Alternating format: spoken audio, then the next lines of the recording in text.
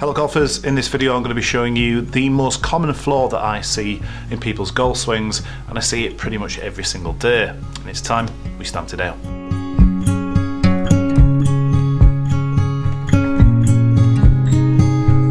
Now this flaw that I see is nothing new. There's thousands and thousands of videos out there online about it, and that's the out to in swing path, commonly associated with slicers and people who maybe pull the ball to the left of target.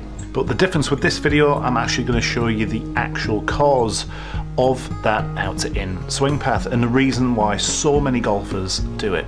And to help me explain this further, let's pop over into the teaching software so I can show you an example from a recent lesson, because I think it explains it perfectly.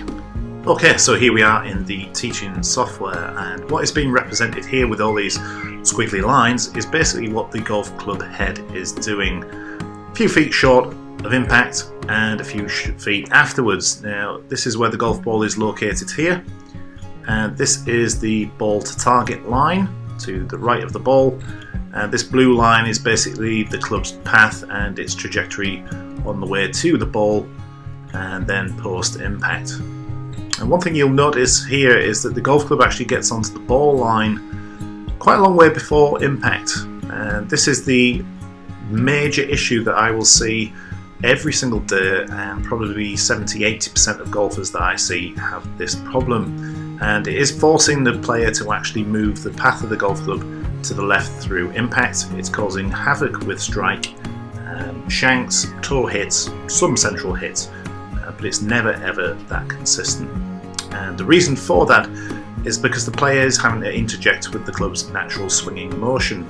Now if we were to continue this arc pre-impact, the golf club is actually going to miss the golf ball, and obviously that's not a good thing.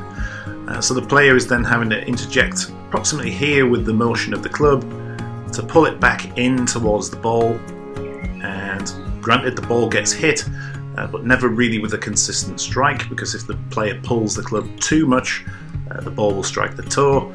If the player doesn't pull it enough, it's going to hit the heel, potentially even cause a shank.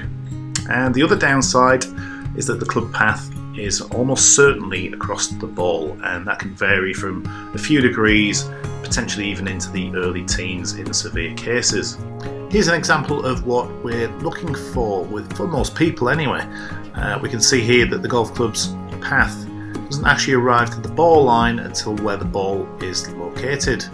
This means that the player can allow the golf club to swing freely and doesn't have to interject with its trajectory to the ball. Subsequently, this is a lot more consistent. Certainly with strike, we get a little bit more club speed, the acceleration continues through impact, and the golf club doesn't have to move to the left. The path of this club was fairly neutral. I think it was 1 degree to the right.